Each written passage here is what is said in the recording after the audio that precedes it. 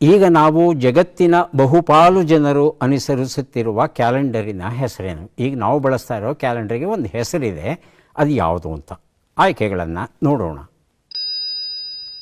Julian calendar, Gregorian calendar, Chinese calendar, Persian calendar.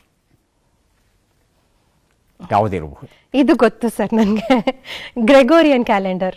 Gregorian calendar ಎಲ್ಲೋ ಓದಿದ ನೆನಪು. ಉತ್ತರವನ್ನು ನೋಡೋಣ. ಗ್ರೆಗೋರಿಯನ್ ಕ್ಯಾಲೆಂಡರ್ ಉತ್ತರ ಸರಿಯಾಗಿದೆ. ಸಾರ್ಥಕ ಜೀವನದ ನೆಚ್ಚಣಿಗೆ ಈ ಪುಸ್ತಕವನ್ನು ತಮಗೆ ಕೊಡ್ತಾ ಇದ್ದೇನೆ. ಜೂಲಿಯನ್ ಕ್ಯಾಲೆಂಡರ್ನ ಏನು ಜೂಲಿಯಸ್ ಸೀಸರ್ ಆರಂಭಿಸಿದ, ಬಹುಪಾಲು ಸರಿಯಾಗಿದ್ದರೂ ಕೆಲವು ವಿಚಾರಗಳಲ್ಲಿ, ಸೂಕ್ಷ್ಮ ವಿಚಾರಗಳಲ್ಲಿ ಕೆಲವು ತಪ್ಪುಗಳನ್ನು ಒಳಗೊಂಡಿತ್ತು. ಹಾಗಾಗಿ 16ನೇ ಶತಮಾನದಲ್ಲಿ ಪೋಪ್ ಒಬ್ಬ ಗ್ರೆಗೋರಿ ಅಂತ, ಪೋಪ್ ಗ್ರೆಗೋರಿ ಇದನ್ನು ಪರಿಷ್ಕರಿಸಬೇಕು ಅಂತ ಮತ್ತೆ ತಜ್ಞರನ್ನು ಕರೆಸಿ ಪರಿಷ್ಕರಿಸ್ತಾನೆ.